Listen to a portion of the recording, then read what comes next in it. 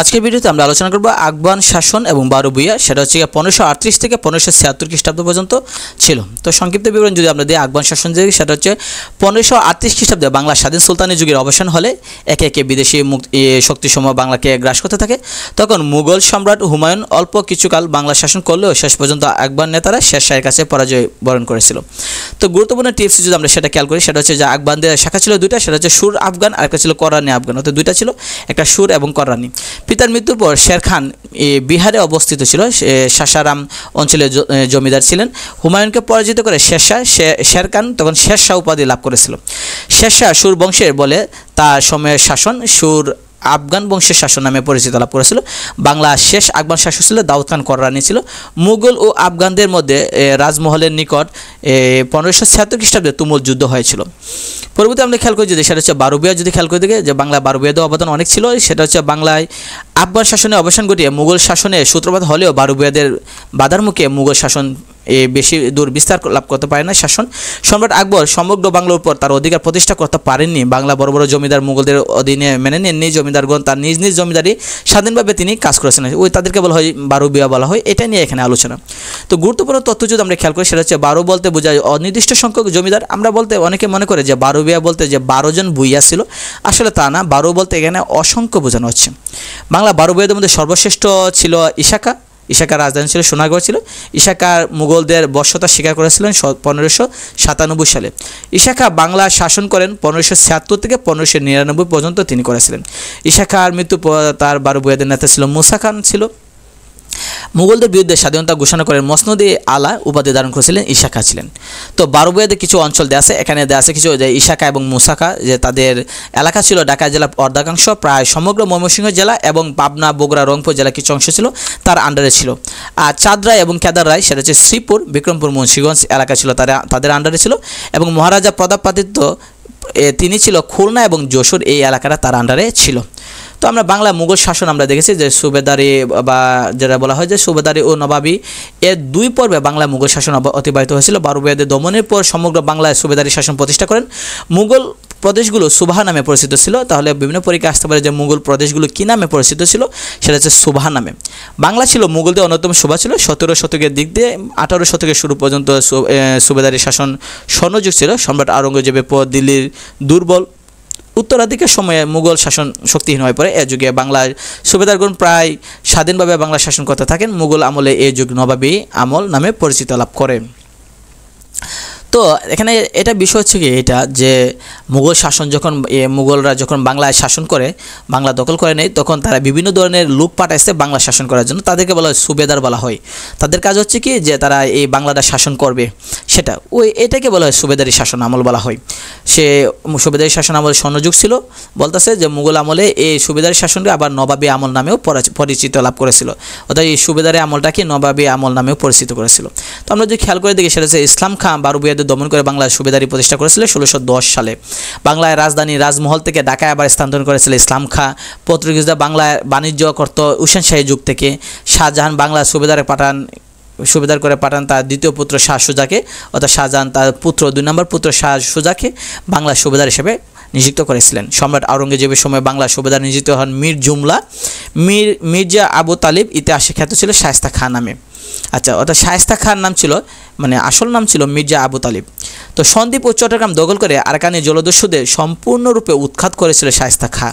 লালবাগ খেলার প্রথম নাম ছিল কেল্লা আওরঙ্গাবাদ।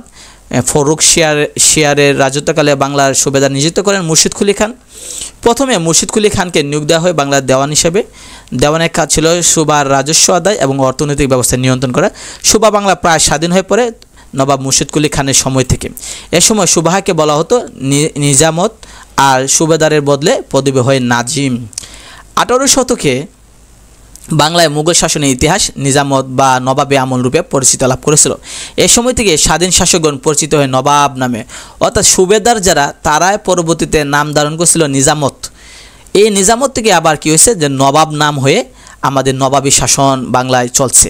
তো মুর্শিদ কুলি খানের কোনো পুত্র সন্তান না থাকে বাংলায় নবাব নিয়োগ করা হয় সুজাউদ্দিন খানকে, অর্থাৎ মুর্শিদ কুলি খানের কোনো পুত্র সন্তান ছিল না, তাই তিনি বাংলায় নবাব নিয়োগ করেন সুজাউদ্দিন খানকে।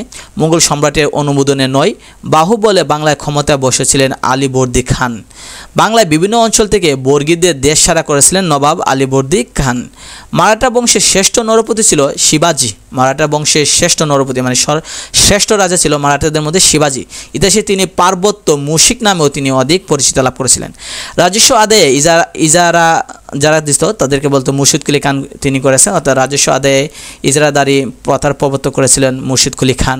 আলীবর্দী খান উত্তরাধিকারে মনোনীত করে যান তার কনিষ্ঠ কন্যা আমেনা বেগমের পুত্র সিরাজউদ্দৌলাকে। অর্থাৎ মুর্শিদ কুলি খান তার কোনো ছেলে ছিল না, তখন তার যে মেয়ের ছেলে যেটা নাতি ছিল সেটা হচ্ছে সিরাজউদ্দৌলা, তাকে উত্তরাধিকারী হিসেবে নিযুক্ত করা হয়েছিল। প্রধান সেনাপতি মীর জাফর বিশ্বাসঘাতকতায় পলাশীর প্রান্তরে ইংরেজদের বিরুদ্ধে নবাব সিরাজউদ্দৌলার পতন হয়, সেটা আমরা জানি 1757 সালে 23 জুন। বাংলায় ইংরেজ শাসনের ভিত্তি স্থাপিত হয় পলাশীর যুদ্ধে নবাবের পরাজয়ের মধ্যে দিয়ে। আবুল ফজল ছিলেন সম্রাট আকবরের প্রধানমন্ত্রী ছিল। ভারতবর্ষে ঘোড়া ডাক এবং দাম নামক মুদ্রার প্রচলন করেন শেরশাহ। আগ্রার জামে মসজিদ নির্মাণ করেন সম্রাট শাহজাহান। ইংরেজরা জাহাঙ্গীরের রাজত্বকালে সুরাটে বাণিজ্য কুটি স্থাপন করেছিল 1612 খ্রিস্টাব্দে। মুর্শিদ কুলি খানের সর্বাধিক স্মরণীয় কীর্তি হচ্ছে তার রাজস্ব সংস্কার। তো আমরা এদিকে যদি খেয়াল করি সেটা হচ্ছে বাংলার সুবেদারি শাসন। সুবেদারি আমরা তো বললাম, সুবেদারি মানে হচ্ছে যে মুঘলরা তখন বাংলা শাসন করে, কারণ মুঘলরা তো আর বাংলায় গিয়ে শাসন করা সম্ভব না, তারা তো দিল্লিতে শাসন করছে। তখন বাংলা দখল করছে তখন বাংলায় কোনো না কোনো একজন ব্যক্তিকে পাঠাচ্ছে যে তুমি বাংলা শাসন করো, ও তাদেরকে সুবেদার বলা হবে, আর তাদের রাজত্বকে বলা হয় সুবেদারি শাসন। তো প্রথমে ইসলাম খানকে পাঠাইছিল, সেটা হচ্ছে তিনি 1608 থেকে 1613 তিনি বাংলার নিযুক্ত প্রথম সুবেদার ছিল। বারুবুয়াতে তিনি দমন করেন, দোলাইখাল তিনি খনন করেন এবং নৌকাবাসের প্রচলন তিনি করেছিলেন। পরবর্তীতে আবার মীর জুমলারা পাঠাইছে 1660 থেকে 1663। তো 1613 পর থেকে কারা আসছিল কেউ না কেউ তো অবশ্যই আসছিল, কিন্তু তারা ইতিহাসে অত গুরুত্বপূর্ণ নয় বলে তাদেরটা দেওয়া হয় না। বিভিন্ন পরীক্ষা যারা আসে বা বিভিন্ন পরীক্ষাতে যাদের তথ্য গুরুত্বপূর্ণ সেটাই এখানে উল্লেখ করা হয়েছে, যে ইসলাম খার পরে মীর জুমলা 1660 থেকে 1663 পর্যন্ত তাকে নিযুক্ত করা হয়েছিল। তিনি ঢাকা গেট নির্মাণ করেছিলেন, তিনি আসামে যুদ্ধ পরিচালনা করেছিলেন, তিনি বাংলার রাজধানী রাজমহল হতে ঢাকায় স্থানান্তর করেছিলেন। পরবর্তীতে আবার শায়েস্তা খাঁ, যিনি 1664 থেকে 1688 পর্যন্ত তিনি ছিলেন। চট্টগ্রাম থেকে মগধে জলদস্যুদের তিনি উৎখাত করেছিলেন এবং চট্টগ্রামের নামকরণ করেন ইসলামাবাদ। তারই উৎসাহে মীর মুরাদ উসেনি দালা নির্মাণ করেছিলেন। তারই সময়ে টাকায় 8 মণ চাল বিক্রি হতো। তো বিভিন্ন পরীক্ষা আসে যে 1 টাকায় 8 মণ চাল বিক্রি হতো কার আমলে, সেটা হচ্ছে শায়েস্তা খানের আমলে। 7 গম্বুজ মসজিদ, ছোটো কাটরা, লালবাগের কেল্লা তিনি নির্মাণ করেন। শায়েস্তা খানের কন্যা ছিল বিবি পরীর নাম ছিল, তিনি লালবাগ কেল্লায় তার খবর দেওয়া হয়েছে। চকবাজার মসজিদ তিনি নির্মাণ করেন। বাংলা থেকে ইংরেজদেরও বিতরণ করেছিলেন তিনি শায়েস্তা খান। তো আমরা এদিকে খেয়াল করে দেখি বাংলায় নবাবী শাসন যদি আমরা দেখি মুর্শিদ কুলি খান, অর্থাৎ এই যে এরা কিন্তু সুবেদার ছিল, পরবর্তী এই সুবেদাররাই তারা নিজেদেরকে নবাব হিসেবে বাংলায় কী করছে, প্রচার করছে যে আমরা নবাব হিসেবে বাংলায় আছি। তখন বাংলার প্রথম নবাব হচ্ছে মুর্শিদ কুলি খান। সেটা হচ্ছে 1717 সালে বাংলায় স্থায়ী সুবেদার নিযুক্ত হন এবং রাজধানী ঢাকা থেকে মকসুদাবাদ যারা মুর্শিদাবাদে স্থানান্তর করেন। তাহলে দেখেন 1717 সালে বাংলায় স্থায়ী সুবেদার হিসেবে তিনি নিযুক্ত হয়েছিলেন। পরবর্তীতে তিনি নিজেকে নবাব হিসেবে প্রচার করছেন। পরবর্তীতে ওই নবাবের শাসন শুরু হয়েছে। তো শাসনকাল ছিল 1700 থেকে 1727। বাংলার প্রথম স্বাধীন নবাব ছিল তিনি। তারপর আলীবর্দী খাঁ মারাঠাদের হাত থেকে বাংলা জনগণকে রক্ষা করেছিলেন। তার শাসন ছিল 1740 থেকে 1756 সাল। পরবর্তীতে আলীবর্দী খান তার নাতিকে সিরাজউদ্দৌলাকে ক্ষমতায় দিয়েছেন। সেটা হচ্ছে 1756 সালে ইংরেজদের কাশিম বাজার দুর্গ দখল করেন। সেটা একটা 1756 সালে কলকাতা জয় করে নামকরণ করেন আলীনগর।